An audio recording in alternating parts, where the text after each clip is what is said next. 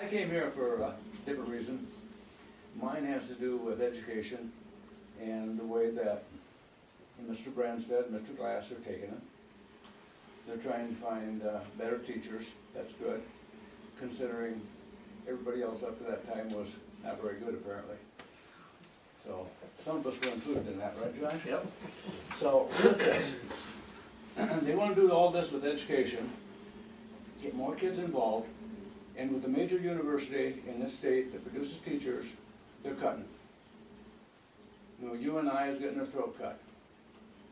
The other two are holding water or doing better. But the one college that produces most of the teachers, they're taking out the, what is it? Price school. Price school.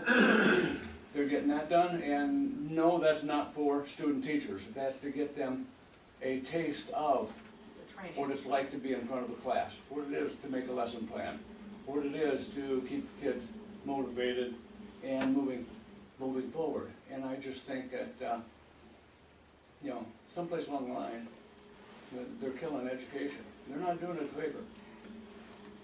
I think there's ways that they could go, such as mainstreaming kids.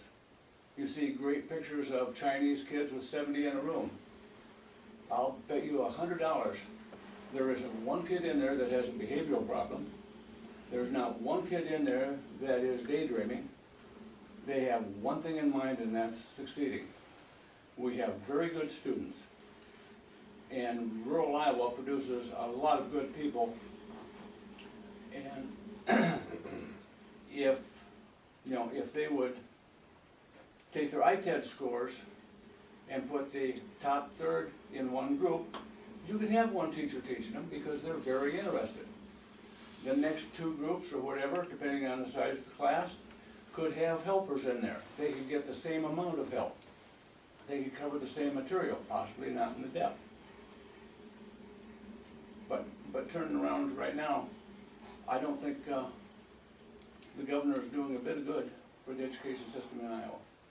Well, you know, the best thing that's happened that he did do is that he talked about it, which was a good start, but I'd agree it was a good start and there maybe isn't the best follow through. You know, and I don't know, you know, you know, just like you said, I mean, some major cuts going on. I mean, that's pretty much why I was a no vote on the ed budget bill, because, you know, we're cutting some things. I just scratch my head and I say, I just don't understand how we can do this, you know, and yeah, and just to give you guys a little bit of some background too, there is a huge, and we'll just call it, it's a huge pissing match between the regents and some legislators. I mean, plain and simple. And so it's kind of one of these things where, you know, this side does that and this other side comes over and says, well, we'll do this, you know, we'll show you type of thing. And that's the stuff that gets, you know, that gets old, it gets frustrating. And, you know, here 2 weeks ago, it was discovered that there's something called tuition set aside. And so the Regents colleges have been doing this for years.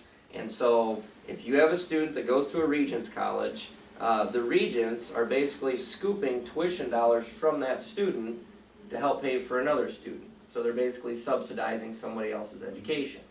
The problem with that is that the student paying the tuition doesn't know about it. They've never been told.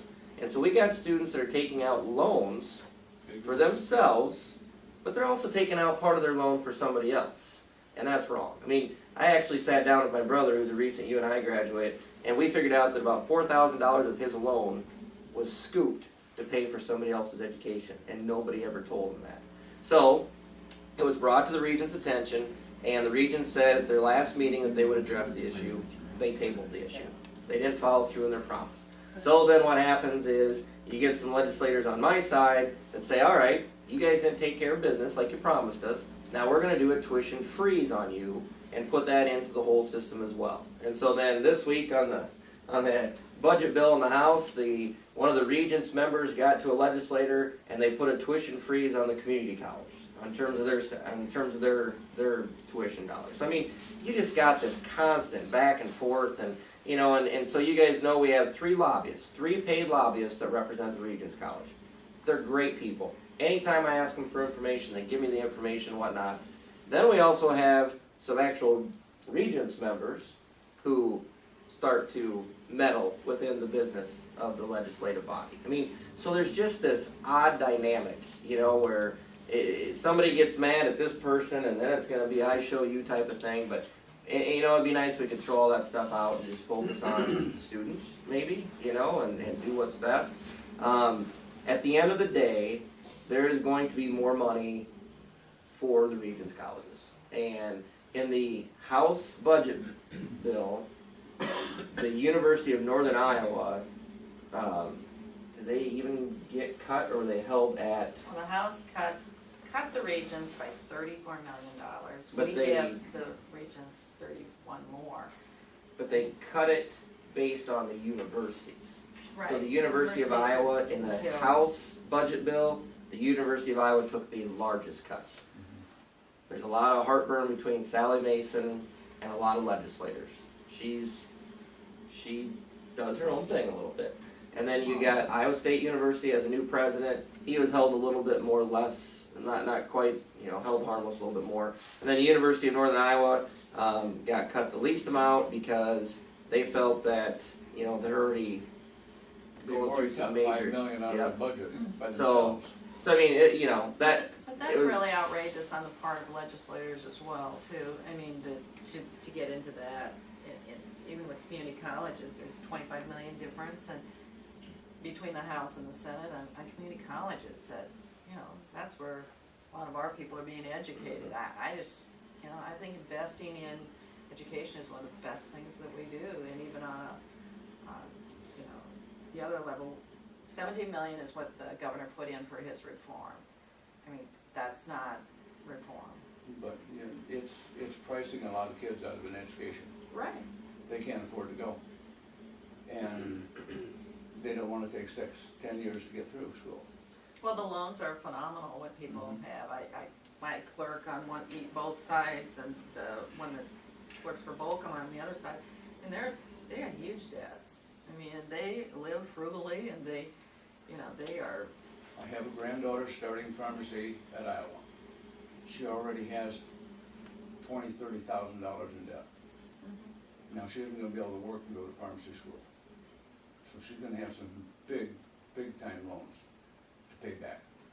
And you know, there's some things too that are happening within the regions too. I mean, we do have some duplication of programs where, you know, not every university needs to offer that program, and you know, they're being responsible and they're responding positively by cutting some of those programs that, you know, if you haven't had a kid graduate, you've only had one kid graduate from a degree in the last 5 years, probably isn't worth keeping that degree around. True. You know, and so, you know, they've been doing some responsible choices that way, but, you know, one of the things that I tried to get on the ed reform bill was what I would call centers of excellence, where the Regents colleges would be known for centers of excellence in certain areas.